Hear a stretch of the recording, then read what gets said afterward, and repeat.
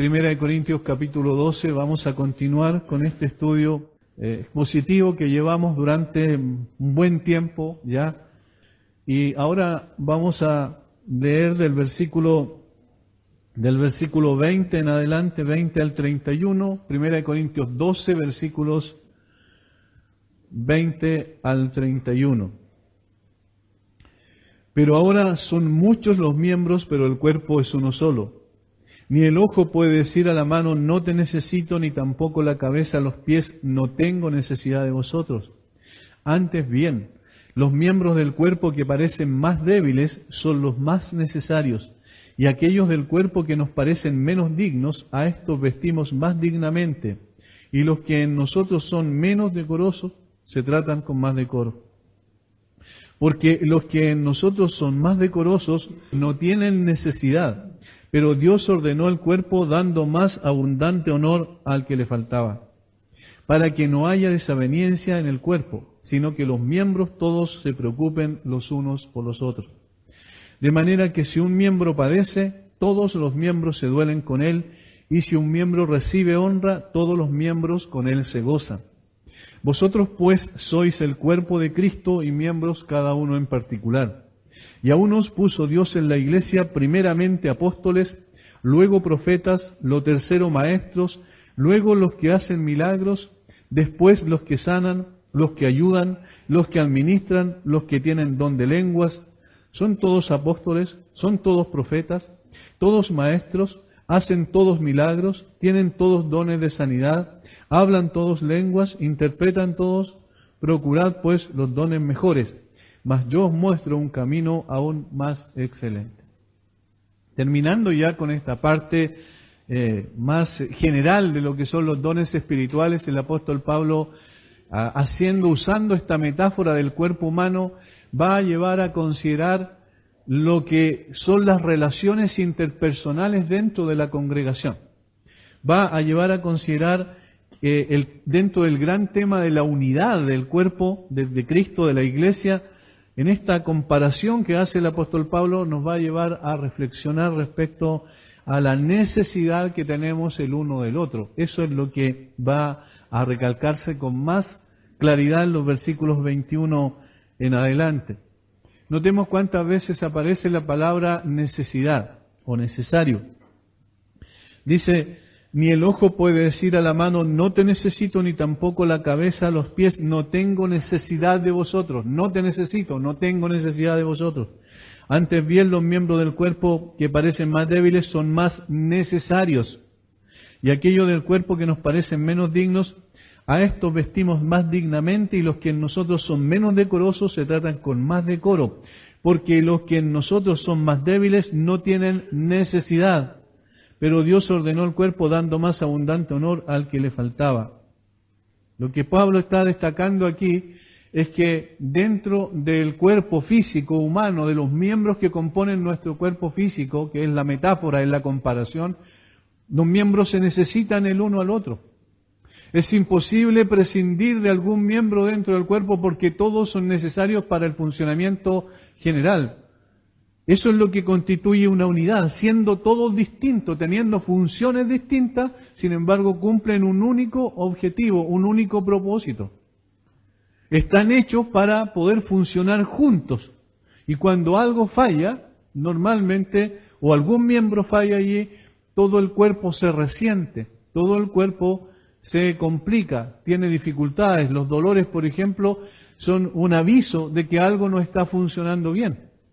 Son síntomas de que algo no está funcionando bien dentro del cuerpo. Y el apóstol Pablo va a recalcar esto y que se hace imprescindible no solo en ese tiempo, en el tiempo en el que Pablo escribe a los corintios por la situación que se estaba dando. Recordemos que los corintios tenían ciertas características lamentables que estaban manifestando en toda la iglesia de individualismo. Es decir, cada uno de ellos quería ser el más destacado, quería ser el más importante dentro de la iglesia, quería tener los dones supuestamente más trascendentes o más visiblemente importantes, y entonces el apóstol tiene que escribir para poder ordenar la situación. Recordemos que nosotros estamos viendo que desde algunos capítulos anteriores Pablo ya empieza a hablar sobre el culto público, y lo que estaba sucediendo en el culto público era desorden porque cada uno de ellos quería ser el más importante, y por eso en el contexto de los dones algunos consideraban que habían ciertos dones que eran los que se destacaban, y en consecuencia eso es lo que ellos debían procurar. Y eran dones espectaculares, dones visibles que la persona podía captar fácilmente. Entonces el apóstol Pablo aquí va a atacar el individualismo para decir que nosotros tenemos que vivir colectivamente como cuerpo de Cristo, necesitándonos unos a otros y siendo interdependientes los unos con los otros. Ese es el gran mensaje que va a transmitir en estos versículos. Nosotros en el día de hoy vivimos también en una época individualista que exalta los logros personales. Recordemos, por ejemplo, lo que este boom que se ha dado en los últimos tiempos, donde las personas inclusive son destacadas, se hacen grandes documentales con aquellos que se van, como decimos nosotros en Chile, a la punta del cerro, ¿cierto?, solos, y que demuestran que pueden sobrevivir solos, sin la ayuda de nadie, que son autosuficientes. En Estados Unidos, por ejemplo, se da el fenómeno de Alaska.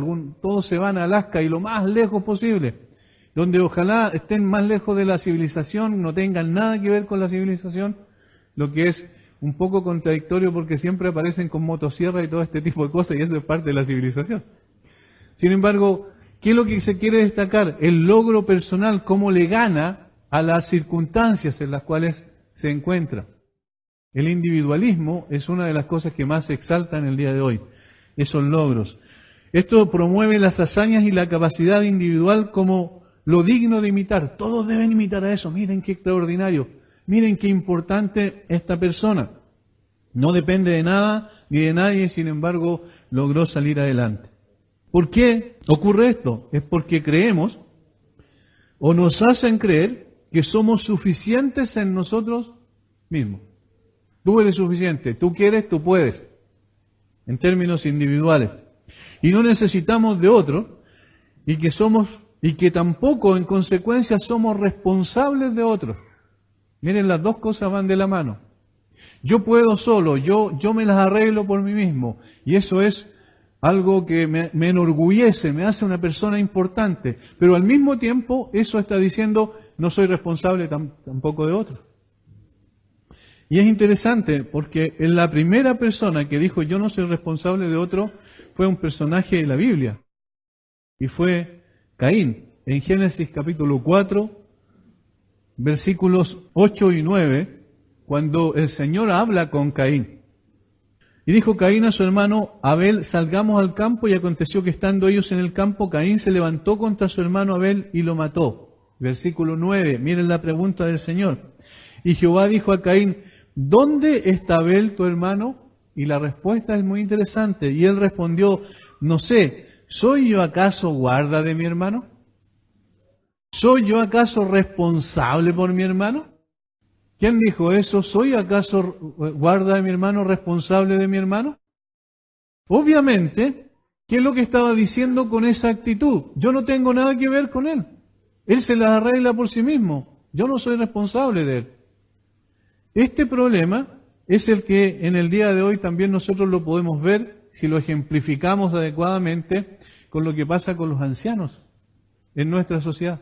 ¿Qué está pasando con los ancianos en nuestra sociedad? Se están dejando solos.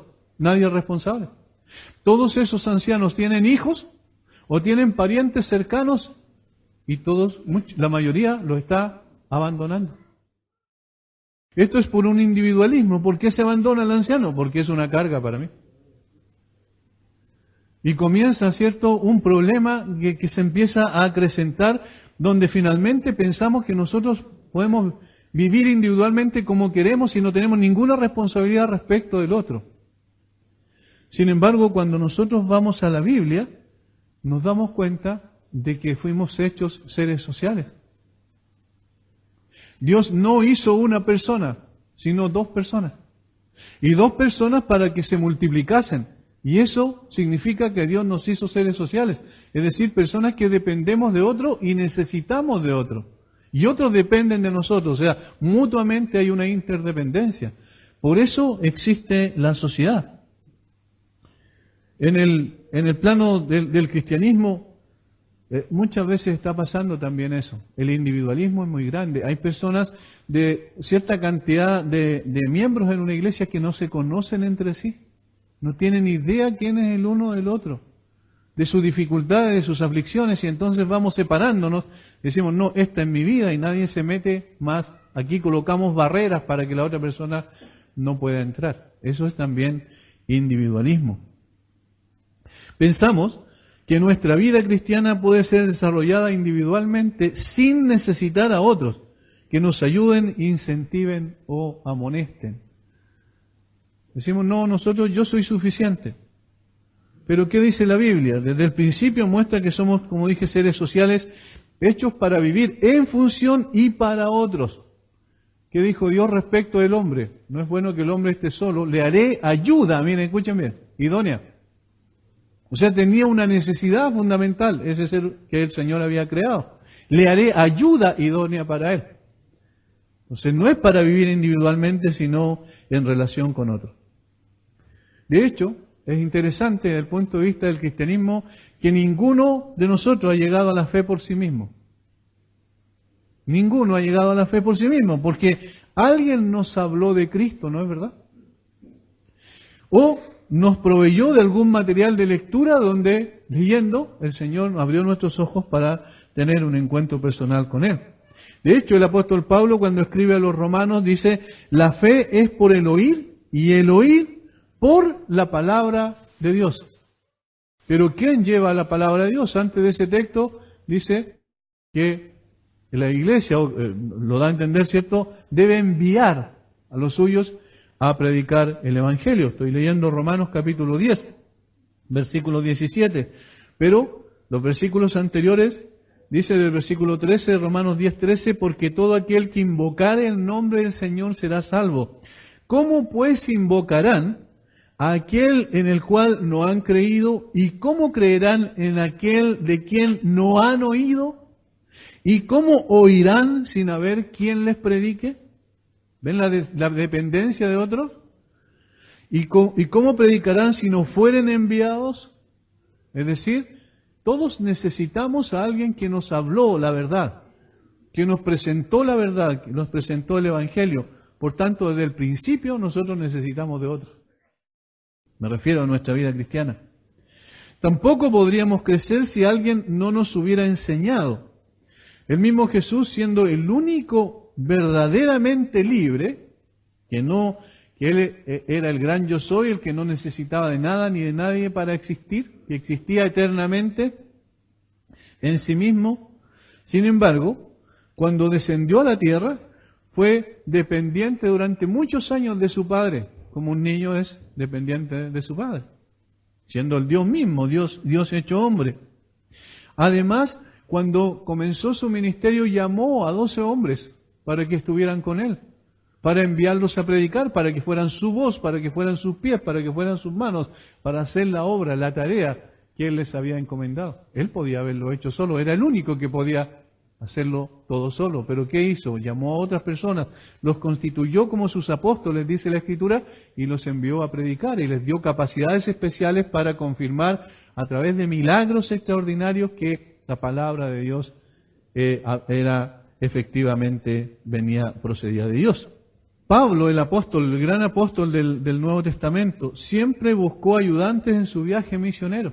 Llegó a un lugar y tomó a Timoteo, llegó a otro lugar y tomó a Silas, llegó a otro lugar y tomó a Epafrodito, y así sucesivamente nosotros vemos en las epístolas cómo se van multiplicando los ayudantes de Pablo. Pablo necesitó también ayuda de otros. ¿Qué es lo que enseña esto? Que todos somos interdependientes dentro de la iglesia y nos necesitamos el uno al otro. Pero ¿qué estaba pasando en Corinto? Habían dos tipos de personas en general. Los que creían que no tenían dones o sus dones eran demasiado insignificantes. No, ¿qué voy a hacer si yo no sé hacer mucho en la iglesia? Que otras personas lo hagan. Y esas personas se separaban entonces del trabajo de la iglesia.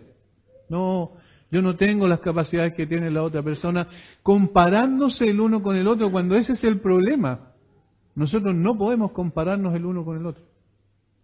Imagínense, si en la sociedad hiciéramos eso, no podríamos vivir, porque siempre hay personas más inteligentes, más sabias, más capaces que nosotros, ¿no es así?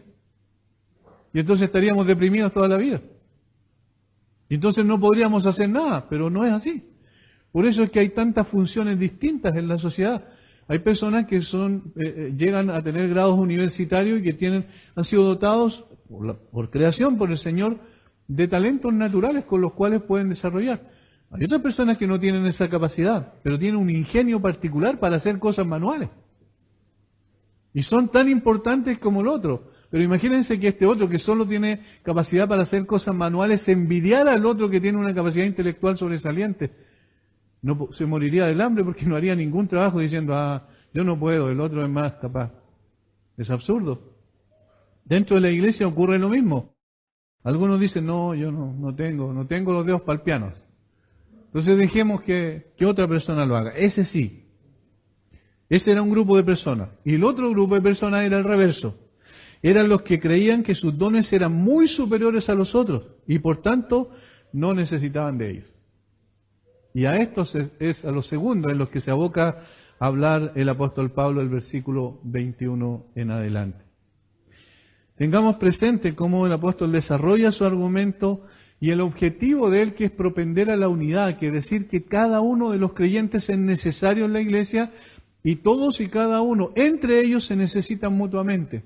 Ese es el punto central. Pablo describe ahora entonces a los creyentes arrogantes que piensan que no necesitan a los demás. Versículo 21, ni el ojo puede decir a la mano, miren, no te necesito. Ni tampoco la cabeza a los pies, no tengo necesidad de vosotros. No tengo necesidad. Ahí está el énfasis en términos negativos. No, yo no te necesito. No, yo tampoco te necesito a ti. No. Y así comienza a haber un problema grave dentro de la iglesia porque no hay armonía, no hay dependencia y la necesidad de contar con la ayuda del otro. Esto es interesante. Si ustedes se fijan, hay algo que ocurría ahí. Que estas personas arrogantes eran los que proliferaban probablemente en la iglesia, y Pablo escribe para corregir esta actitud divisiva y carente de gracia. Ahí está un punto central, carente de gracia. Era evidente por la descripción que Pablo hace, que ellos consideraban más importante a los miembros visibles de la iglesia. Notemos algunas cosas en el ejemplo. Miren, versículo 21, ojo, cabeza, pies. ¿Qué es lo que son esos? Miembros visibles. ¿No es verdad? Es decir, lo más visible, lo más externo. Entonces, ellos pensaban de alguna manera que por ser los más externos, los más visibles, los que la gente apreciaba con mayor, si lo aplicamos en términos espirituales, con mayor facilidad, eran lo más importante. De ahí la arrogancia. Pero Pablo le va a decir que no necesariamente son los más importantes. Dice, ni el ojo puede decir a la mano, no te necesito, ni tampoco la cabeza a los pies. Allí, ojo, mano, pies. La pregunta es la siguiente, en términos biológicos, ¿alguien puede vivir sin una mano? ¿Sin un ojo? ¿Sin un pie? Entonces no son los miembros más importantes.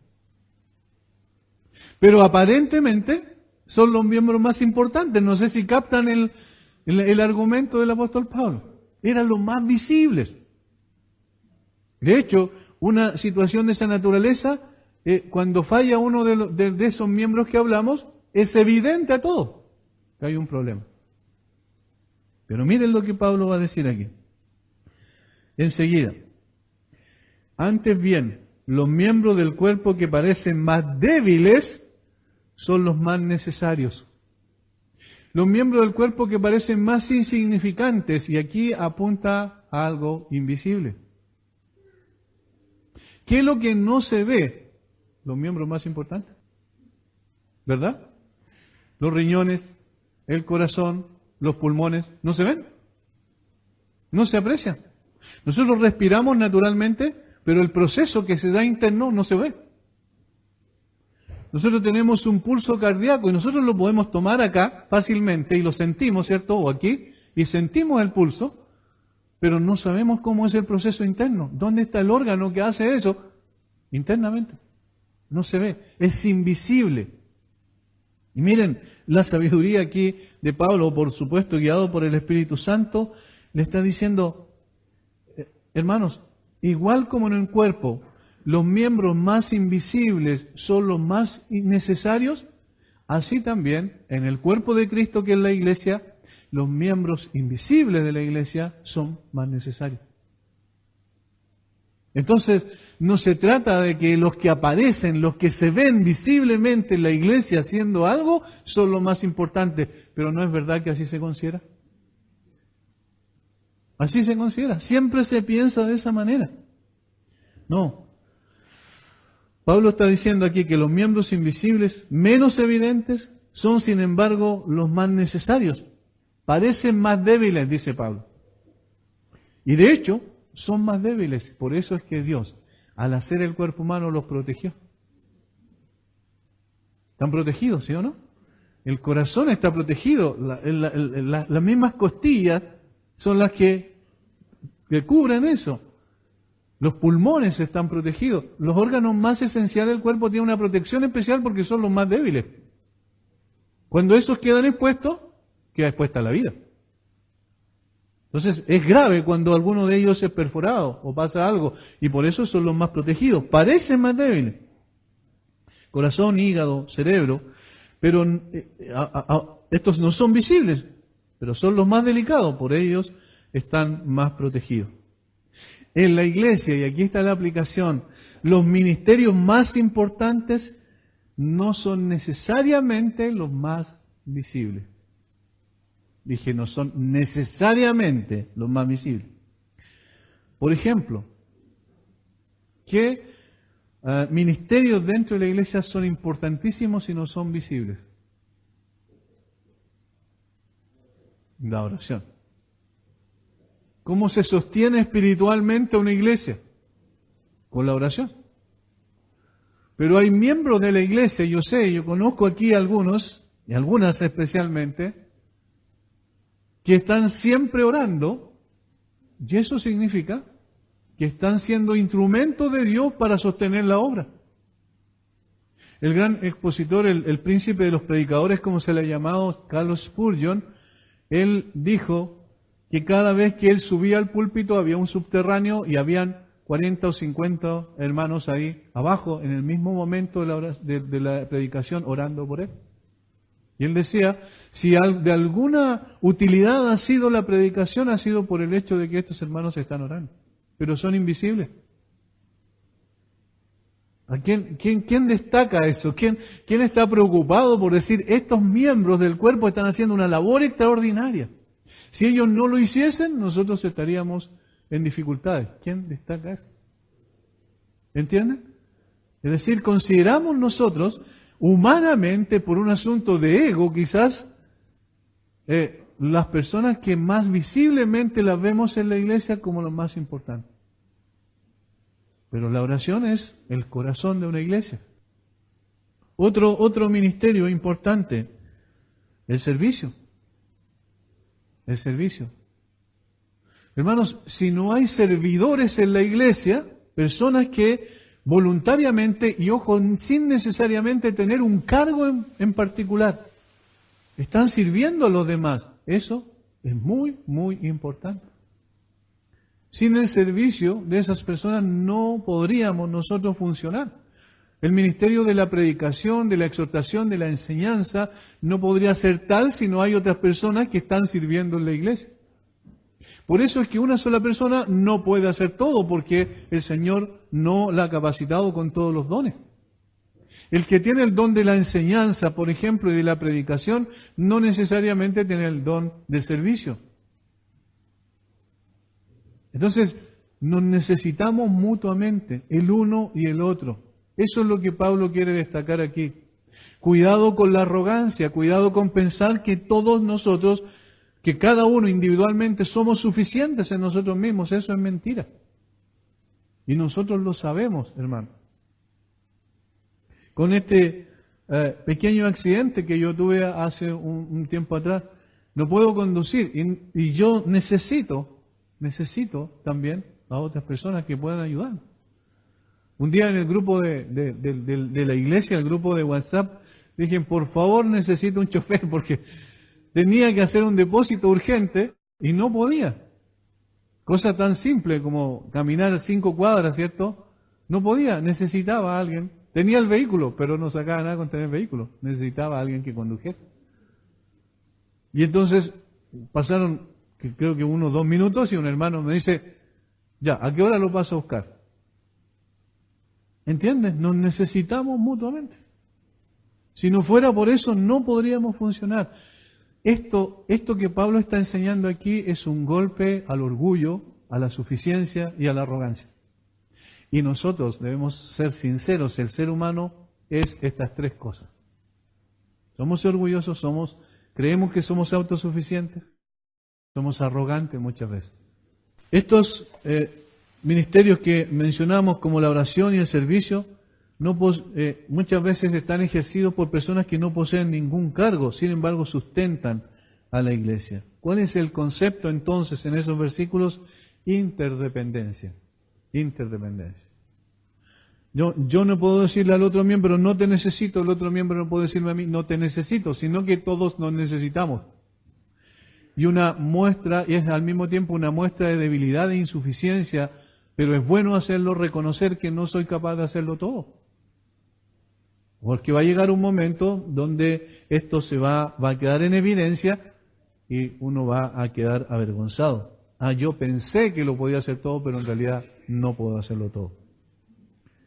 No tengo necesidad de vosotros, dice. Antes bien, los miembros del cuerpo que parecen más débiles son los más necesarios, y aquellos del cuerpo que nos parecen menos dignos, a estos vestimos más dignamente, y los que en nosotros son menos decorosos se tratan con más decoro. Y Pablo ahí está hablando, como diría, que necesitamos cubrirlos por decoro. Entonces, Pablo está diciendo, los que parecen menos decorosos son los que más cubrimos, los que más guardamos, los que más protegemos, ¿verdad? Porque lo contrario sería exhibicionismo. Es decir, el apóstol Pablo está diciendo, estos miembros son los que más nosotros debiésemos guardar, proteger. Entonces en la iglesia, la persona que tiene un ministerio de oración y que necesariamente lo dice a los demás, sino que ora constantemente, y el Señor sabe que así es, a esas personas también, si nosotros las reconocemos, debiésemos decir, esas personas el Señor las está utilizando para sostener a la iglesia. Le damos la honra a quien merece honra en ese sentido, y no necesariamente a lo que los demás piensen que merecen más honra. Porque en lo que nosotros son más decorosos, no tienen necesidad, pero Dios ordenó el cuerpo dando más abundante honor al que le faltaba. O sea, Dios ordenó el cuerpo de tal manera que no los miembros visibles sean los más importantes, sino los miembros invisibles sean los más importantes. ¿Para qué? Versículo 25, para que no haya desaveniencia en el cuerpo, sino que los miembros todos se preocupen los unos por los otros. Interdependencia, y el otro concepto es empatía. Aquí va a hablar de la empatía. Fíjense, se preocupan los unos por los otros y luego dice que cuando uno se duele, todos se duelen. Eso es empatía. Cuando uno se duele, todos se duelen. Todos los miembros se gozan con los que con él se gozan. Hay una interdependencia para sufrir con una persona y para gozar con una persona.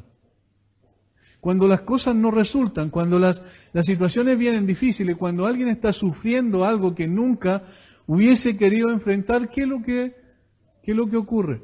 Las demás personas también están dolidas. Cuando nosotros hemos descubierto entre nosotros como miembros en la iglesia local que alguien está sufriendo por una situación dolorosísima que está pasando en su vida, todos nosotros estamos tristes, estamos con dolor en nuestro corazón. Aunque sabemos que Dios es soberano y mantiene las cosas en su lugar y preordena todas las cosas para su propia gloria, sin embargo sabemos que ese momento, indiscutiblemente, es un momento duro, difícil. ¿Qué debiésemos hacer? Debiésemos considerarnos también en términos de empatía, es decir, tratar de colocarnos en el lugar, aunque eso es imposible en términos absolutos, pero de esa manera nosotros estamos mostrando que efectivamente hay una relación y que lo consideramos miembro del cuerpo a la persona que está sufriendo. De manera que si un miembro padece, todos los miembros se duelen con él. Y si un miembro recibe honra, todos los miembros con él se gozan. Fíjense que eso es normal en el cuerpo humano. Cuando duele un dedo, duele todo, ¿o no? Es decir, cualquier miembro que tenga algún problema y que esté manifestando dolor, todo se duele. No es decir, no va a decir, por ejemplo, la mano derecha, si tiene un problema en la mano izquierda, es el problema de la mano izquierda. Porque obviamente se está doliendo también. Es imposible, no puede evitar dolerse porque están interconectados. Entonces, en términos de la iglesia, también hay una interdependencia. Y si hay una interdependencia mutua, por supuesto que sufrimos cuando alguien sufre. Y si no está ocurriendo eso, hay un problema. Hay un problema. Cuando eso no ocurre, entonces quiere decir que hay algo que no está funcionando. ¿Qué pasa cuando nos llega, por ejemplo, sangre a la mano, por ejemplo, por mucho tiempo? ¿Qué ocurre con esa mano? Se muere. Está ahí, pero está muerta. Ahora, desde ese momento en adelante ya no forma parte del cuerpo. Aunque está visiblemente allí, pero ya no forma parte del cuerpo porque no tiene las órdenes que da el cerebro no llegan porque está muerto. Eso es lo que pasaría, ¿cierto? Si un miembro, por ejemplo, no se duele. Y una cosa interesante, cuando eso ocurre, y ustedes pueden pinchar con aguja esos dedos, ¿qué pasa? ¿No tiene sensibilidad? No hay ningún tipo de dolor. Bueno, cuando nosotros no sentimos dolor por aquel que está sufriendo alguna aflicción, es porque estamos volviéndonos insensibles. Ya no hay conexión con otro, no hay empatía con las otras personas. Y la verdad es que el cuerpo de Cristo debe manifestar esa empatía constantemente. Hermanos, el cristianismo es práctico, no es solo teórico, no es solo enseñanza, sino que la enseñanza, la teoría debe llevar consistentemente a la práctica, a la realidad. Y nosotros siendo imperfectos, teniendo cada uno un carácter diferente, porque todos somos distintos, ¿verdad? Sin embargo, nos debemos el uno al otro. Somos entonces una familia extendida. Y si somos una familia extendida, como toda familia, aunque de repente hayan desavenencias dentro de la familia, aunque no necesariamente todos pensemos exactamente igual respecto de algo, sin embargo, cuando uno de los miembros de la familia sufre, todos sufrimos, ¿no es verdad? No, es que yo tengo problemas con mi hijo tenía... Pero si su hijo sufre por algo, todos los demás también estamos sufriendo. Eso es lógico. Y eso es lo que está diciendo Pablo aquí. Entonces, ustedes tienen que identificarse con aquel que está dolido, dolerse con él. Y luego, hay una cosa interesante. Si ustedes se dan cuenta, miren, y si un miembro recibe honra, todos los miembros con él se gozan. Y saben, esto es más difícil que lo anterior. Esto es mucho más difícil que lo anterior. ¿Por qué? La envidia. La envidia es parte natural del corazón del hombre. Es más fácil identificarse con aquel que sufre, pero es más difícil identificarse con el éxito del otro. Y eso pasa a todo nivel. Cuando Dios está usando un instrumento dentro de la iglesia como un buen instrumento de Dios, ocurre que el otro está diciendo, ¿y por qué él y no yo? Cuando el Señor está bendiciendo evidentemente un ministerio, otro ministerio dice, ¿y ellos qué creen que son mejores que nosotros? Hermanos, cuando nosotros leemos la Escritura adecuadamente nos damos cuenta que esto segundo es mucho más difícil, es mucho más complejo. Nosotros debiésemos entonces gozar los que se gozan. Si le va bien a un hermano es porque la bendición de Dios ha estado sobre él y todos debiéramos estar contentos. Y dar gracias al Señor como si eso hubiese sido mío. Ahí hay una necesidad entonces de gozarme con los que se gozan, disfrutar con los que están disfrutando. Eso es lo que va a pasar en el cielo. Nadie, y gracias al Señor, ya no va a haber envidia ya. Entonces nadie va a estar más receloso por alguien que está, siendo usado por el Señor de una manera especial. Pero mientras estemos aquí en la tierra, tenemos que combatir, luchar con esas cosas que están en nuestro corazón. Y para eso está la instrucción bíblica, y para eso está la obra del Espíritu Santo, para colocarnos en el lugar que a nosotros nos corresponde y no levantarnos como personas mejores que otros. Hasta allí una división del texto. Y ahora el apóstol Pablo va a pasar otra vez a decir que en todo esto, es decir, los miembros del cuerpo donde fueron puestos, y a decir también que las funciones que se le asignaron no son propias de el miembro que quiso tomar esta posición o esta otra, sino Dios fue el que puso en la iglesia a cada uno como Él quiso. Vosotros pues sois el cuerpo de Cristo y miembros cada uno en particular. Y a unos puso Dios, fíjense, ahí está la clave, a unos puso Dios, Dios es el que coloca en la iglesia primeramente apóstoles, luego profetas, lo tercero maestros, luego los que hacen milagros, después los que sanan, los que ayudan, los que administran, los que tienen don de lenguas, y luego preguntas retóricas. ¿Son todos apóstoles? No, la respuesta es obvia. ¿Son todos profetas? No. ¿Todos maestros? No. ¿Hacen todos milagros? No. ¿Tienen todos dones de sanidad? No. ¿Hablan todos lenguas? ¿Interpretan todos? No. ¿Qué es lo que está enfatizando el apóstol Pablo? Aquí cosas importantes. Está diciendo, el Señor colocó en su iglesia a los miembros como Él quiso, de acuerdo a un plan predeterminado con Él, por Él digo, de acuerdo a lo que Él quería obtener con la iglesia. El Señor puso a algunos apóstoles, a otros profetas, y comienza a dar algunos ministerios que aparecen allí. Una cosa importante, otra vez, no es una lista minuciosa y exhaustiva, no son todos los ministerios que existen, no son todos los dones que existen, es simplemente un listado que el apóstol Pablo coloca. Si ustedes lo comparan con los versículos anteriores, el capítulo 12, donde habla también de los dones, se van a dar cuenta que hay dones que no están y otros que son añadidos. ¿Por qué? Porque como yo dije en esa ocasión, no es exhaustivo el listado, sino que es representativo, representan la diversidad de dones que hay en una iglesia, la diversidad de funciones en consecuencia que hay también dentro de esa iglesia. Pero ¿quién es el que coloca a estas personas? ¿Quién es el que ordena la iglesia? El dueño de la iglesia. El dueño de la iglesia. A unos puso Dios en la iglesia. Y comienza a detallar. Apóstoles. En el día de hoy hay movimientos muy fuertes de los apóstoles y profetas. Hay una cantidad de gente que sigue ciegamente a esas personas sin discernimiento bíblico. Dicen, no, si esos son apóstoles. ¿Por qué son apóstoles? Porque en 1 Corintios dice que el Señor colocó apóstoles. Porque en Efesios 4 dice que los primeros que colocó fue apóstoles y profetas. ¿Ven? Pero eso no es. El hecho de que esté en la Escritura no significa que hoy estén vigentes. Y ese es el problema de la mayoría, que sin discernimiento toma algún texto bíblico y lo aplica de una forma totalmente fuera de contexto. Y eso es muy peligroso.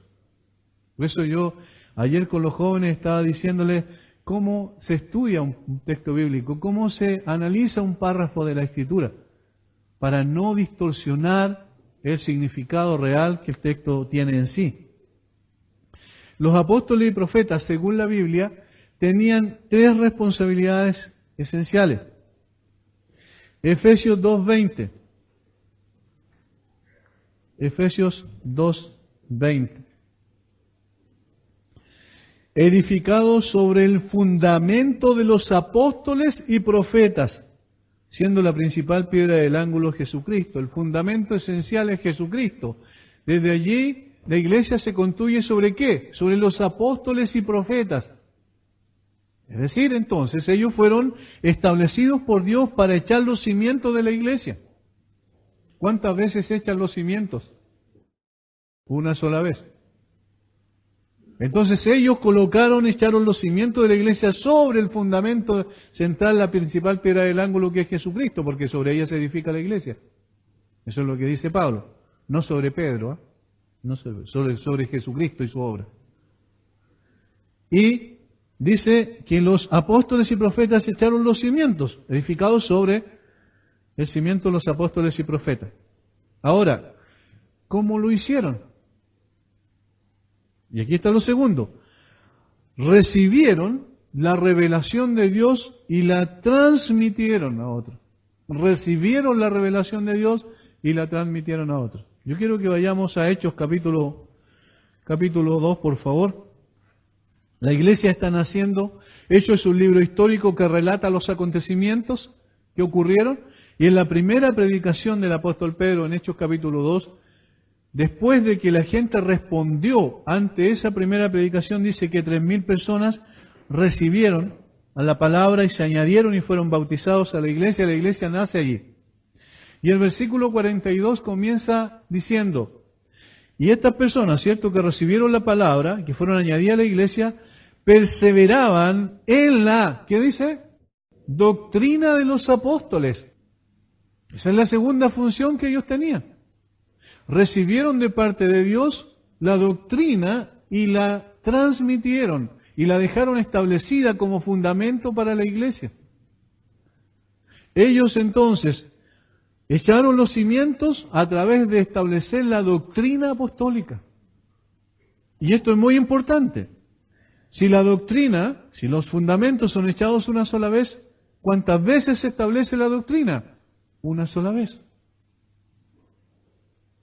Y eso es lo que Judas dice posteriormente en su epístola, en el versículo 3, porque tiene un solo capítulo, por eso decimos versículo nada más. Versículo 3, dice, amados, por la gran solicitud que tenía de escribiros acerca de nuestra común salvación, me ha sido necesario escribiros exhortándoos que contendáis ardientemente por la fe, allí el sentido es el contenido de la fe, que ha sido una vez dada a los santos, una vez dada a los santos. Es decir, después de que el Señor los usó a ellos como instrumentos para establecer la doctrina, nunca más se añade doctrina. Y por eso es que, como ellos, los primeros creyentes, sabían cómo tenían que actuar, cuál era la verdad, la doctrina de los apóstoles. Lo que decían los apóstoles era lo que se mantenía porque los apóstoles recibían la instrucción de parte de Dios. Por tanto, ya esto está también completamente listo una vez y para siempre. Una vez y para siempre. Ya no es necesario añadir, nunca más. Hechos capítulo 11, versículos 27 y 28. En aquellos días, unos profetas descendieron de Jerusalén a Antioquía y levantándose uno de ellos llamado Ágabo, daba a entender por el Espíritu que vendría una gran hambre en toda la tierra habitada, la cual sucedió en tiempo de Claudio. Eran profetas que Dios les instruyó, les reveló su palabra respecto a situaciones incluso particulares. Y ellos dijeron, esto va a pasar. Pero Dios los escogió particularmente para eso, para revelar una verdad particular en este caso. Y lo tercero, yo dije que eran 3 responsabilidades: echar los cimientos de la iglesia, recibir y transmitir la revelación dada por Dios. Y tercero, ellos confirmaban lo que predicaban, lo que enseñaban, lo que transmitían con señales y prodigios.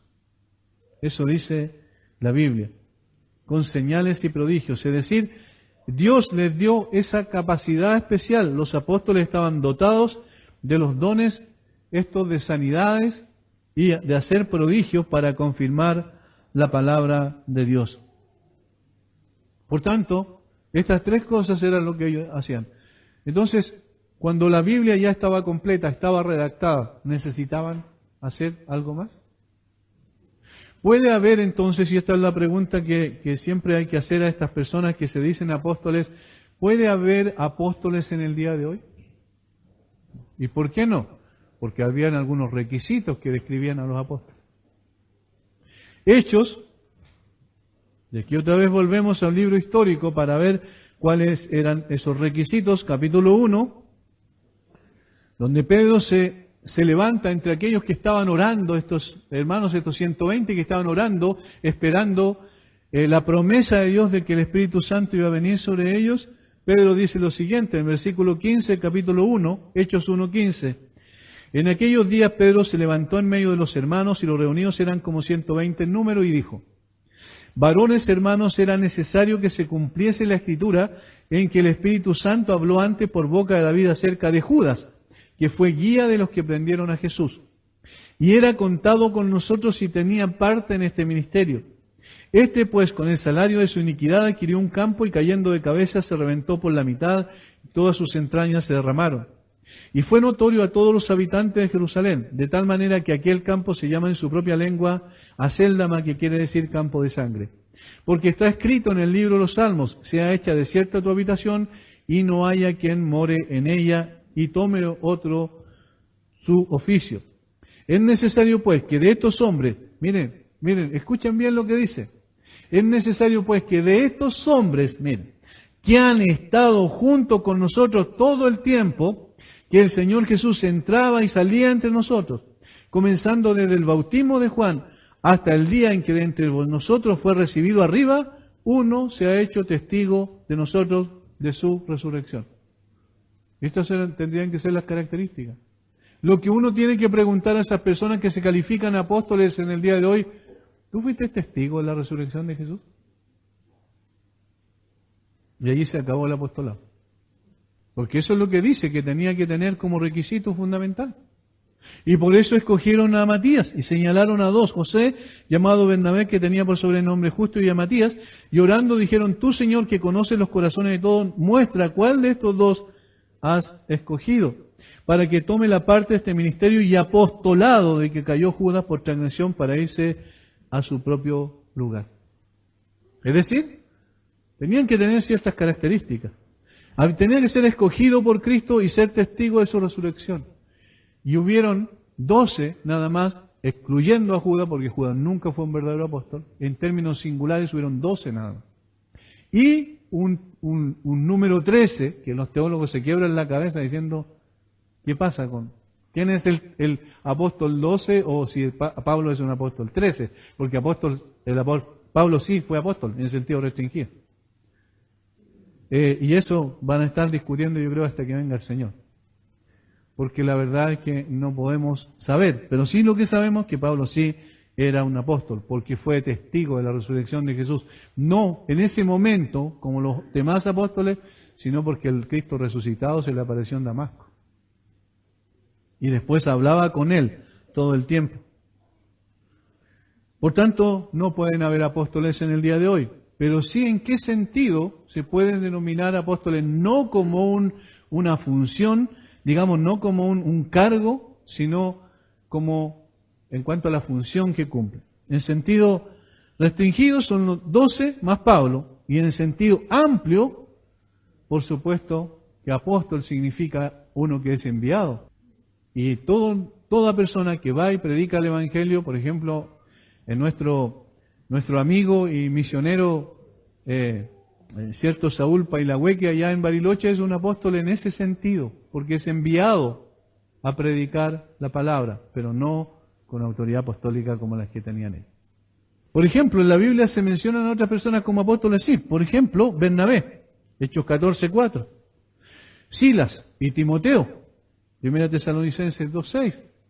Y otros más, colaboradores de Pablo que también se les dice apóstoles, pero no en el sentido exclusivo en lo que eran los otros apóstoles.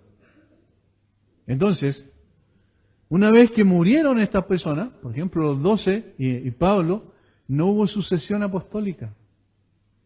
No existe, si ustedes leen todo el Nuevo Testamento, no van a ver nunca a alguien que le dijo: ya, ahora estoy muriendo, yo era apóstol y te transfiero mi apostolado. Y ahora tú continúa con el apostolado. No hay ninguno. Pablo en 2 Timoteo escribe su última carta y le dice a Timoteo: te encargo delante de Dios y del Señor Jesucristo solemnemente que prediquen la palabra a tiempo y fuera de tiempo. Esa es su instrucción final. Yo ya estoy para ser sacrificado, dice. He peleado la batalla, he acabado la carrera, he guardado la fe. Pero no le dice, y Timoteo, yo te transfiero mis cualidades de apóstol. Por eso no hay sucesión apostólica. Hay una iglesia, la iglesia cristiana, entre comillas, más grande del mundo, que dice que hay sucesión apostólica. No, bíblicamente no existe. Entre los evangélicos, los famosos apóstoles y profetas que se están levantando son absolutamente falsos. Falsos, bíblicamente no existen como tal. Profetas, lo segundo, son escogidos por Dios para dos cosas. En ese momento, en ese tiempo, en el primer siglo, antes de que la Biblia estuviese redactada completamente. En algunos casos, comunicar revelación de Dios, como vimos hace un rato atrás, en Hechos 11, 28. O para explicar la revelación ya dada.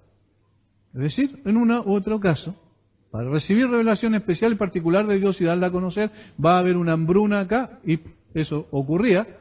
Dios le daba esa capacidad en ese momento, porque toda la Biblia no estaba lista. Entre paréntesis, hoy, hace pocos días atrás, hubo un audio, ahora con las redes sociales, esto es como un virus, ¿cierto? Lo meten en un lado, dice Pandi, y la gente es tan sensacionalista y le encanta esto, entonces nos faltó el supuesto profeta que recibió un sueño y que iba a venir un terremoto. Creo que el terremoto tenía que haber acontecido ayer o anteayer. Y que después incluso hasta un golpe militar iba a venir. Y la gente temblando y tenían que echarle aceite a las casas, por favor. Todas estas cosas son por ignorancia bíblica. Hermanos, si hay una gran cantidad de gente que cae en eso. Ya no hay profetas en ese sentido. No existen profetas en ese sentido. Solo en el sentido de recibir lo que Dios ya nos dio, la revelación de la palabra, y proclamarla, y predicarla, y enseñarla a otros. En ese sentido, pero en sentido de eso, de los profetas en términos de transmitir algo nuevo, no existe. ¿Cuál sería el sentido que hubiesen profetas y tenemos la Biblia? Entonces dejemos la Biblia al lado y escuchemos a los profetas. Y miren, la mayoría de los profetas de los supuestos profetas, son falsos si nosotros no hemos visto una profecía que efectivamente se cumpla. Y Deuteronomio 18 dice que si no se cumple lo que dijo, no le creas, no fue enviado por mí. Otro profetizó que Hillary Clinton iba a ganar la presidencia. Al otro día estaba borrando su profecía de su página. Y sin embargo, a pesar de todo eso, mucha gente lo sigue. Y la gente dice, no, si lo que pasa es que lo entendieron mal a él. En realidad es totalmente falso. Esos profetas eran necesarios para ese tiempo porque la Biblia no estaba completa y por eso recibían revelación de Dios, pero en muchos casos ellos interpretaban la revelación de Dios, nada más. Y ese mensaje que ellos interpretaban debía ser evaluado, dice. Miren qué interesante. El mismo 1 Corintios capítulo 14, versículo 37. 1 Corintios 14, versículo 37. Miren lo que dice allí. Si alguno se cree profeta o espiritual, reconozca que lo que os escribo son mandamientos del Señor, dice Pablo. En otras palabras, está diciendo, ¿hay algún profeta aquí? Bueno, lo que yo estoy enseñando son mandamientos del Señor y esa persona tendría que reconocerlo. Y si no, es falso. Entonces, ¿cómo debía ser evaluado? A la luz del mensaje apostólico. Lo que decían los apóstoles, inspirados por el Espíritu Santo, esa era la verdad de Dios. Y si otra persona llegaba a decir otra cosa contraria, evidentemente era falso. Ahora vienen los maestros, dice, continúa el texto, ¿cierto? Los maestros. Luego profetas, los terceros maestros. Estos eran capacitados con el don de la enseñanza, llamados y capacitados para estudiar e interpretar la palabra de Dios para la edificación de la iglesia. Obviamente que esos son permanentes. ¿Por qué? porque todo el tiempo de la iglesia se iban a necesitar maestros. Y lo que hacemos nosotros es eso, enseñar lo que el Señor ya ha revelado. Y capacitados por dones que el Señor da, como Él quiere y a quien Él quiere. Entonces, todavía, evidentemente, hay vigencia en ese sentido. Luego dice, los que hacen milagros, después los que sanan, y aquí eso, el don de milagro y el don de sanidad ya nosotros lo vimos anteriormente en el capítulo 12, ¿recuerdan? Con más claridad, que eran para corroborar la veracidad de la palabra de Dios. Y luego aparecen dos allí entre medio que son un poco, aparecen como sin importancia. Dice, después los que sanan, los que ayudan y los que administran. Ahí hay dos dones que antes no se habían mencionado. Los que ayudan y los que administran. Ese es el don de servicio. El mismo que aparece en Romanos 12:7. La palabra significa quitar la carga que alguien lleva encima y cargarla a uno mismo. Miren que la misma palabra explica lo que quiere decir. Repito, esto es lo que significa la palabra en el griego. Quitar la carga que alguien lleva encima y cargarla a uno mismo. O sea, colocar el hombro al lado y decirle, yo te ayudo a llevar la carga. Los que ayudan. Y esos son tan necesarios en la iglesia. Tan necesarios. Y estos son quizás a los que miraban en menos los corintios. Los que ayudan no tienen importancia. Los que hablan en lengua, esos sí que son importantes. Los profetas, esos sí que son importantes. Y comenzaban a exaltar dones evidentes o visibles, como acabamos de decir hace un rato atrás. Sin embargo, los que ayudan no pasa nada con ellos. En Hechos 20:35, cuando Pablo se despide de los ancianos de Éfeso en Mileto, Pablo dice que él les enseña que ayuden a los necesitados. La misma palabra se utiliza, ayudar a los necesitados, llevar la carga de aquellos que están cargados y afligidos. Y en Filipenses 2:25 al 30, Pablo da un ejemplo de Epafrodito, que era una persona que precisamente hacía eso. Era un ayudante. Interesante que Pablo necesitó siempre ayudante. Por tanto, el don de servicio es un don estrictamente necesario en la iglesia. No solo en ese tiempo, sino en forma permanente. Todo el tiempo necesitamos ese tipo de hermanos dotados por el Señor con ese don. Luego los que administran es el don de liderazgo que se llama. ¿Por qué? Porque la palabra significa gobernar o pilotar un barco para llevarlo a su puerto. Es gobernar o ser el piloto de un barco. Entonces administrar implica el que va guiando, va administrando, va gobernando eso y lo va llevando a su consecución, a su propósito para el cual le fue instruido. También esto es importante, los que administran. Una iglesia, un país sin cabeza, ¿qué ocurriría con un país sin cabeza? Es un caos, ¿cierto? Es una anarquía total. Bueno, ¿qué ocurriría sin una familia sin cabeza? Anarquía también. Y eso es lo que está pasando en el día de hoy. Porque no hay autoridad. ¿Se han dado cuenta de ese detalle? No existe autoridad. A mí me daba mucha pena. Ayer viendo una fotografía, el gobierno mandó a los carabineros a limpiar la basura de las calles. Los carabineros son la autoridad. Pero miren lo que están haciendo con la autoridad. No significa que sea indigno que ellos hagan, pero no es su tarea. Y eso están destruyendo lo que es el concepto de autoridad. Por eso necesitamos a los que administran. Y hermanos, créanme, aún con todo lo difícil que uno llegue a aceptar a ciertos gobernantes, son necesarios. Porque un país tendría un caos total si no hubiesen gobernantes. Y una iglesia sería un caos total si no hubiesen dirigentes. O sea, ese don también es necesario para la iglesia. Y finalmente, el apóstol Pablo, después de hacer todas estas preguntas retóricas del versículo 29 en adelante al 30, que son todas con una respuesta negativa, está diciendo entonces, Todos se necesitan mutuamente. Son necesarios en ese momento cierto específico los apóstoles, los profetas, los maestros, todos los que hacen milagros, todos los que hablan, todos son necesarios allí en la iglesia. Pero en el versículo 31 está la exhortación. Procurad pues los dones mejores, y algunos lo han interpretado que tenemos que buscar los dones mejores. No. ¿Por qué es contradictorio? Porque si alguien busca y encuentra un don, no es un don. Porque el don no tiene nada que ver con el que él lo recibe. Es un regalo.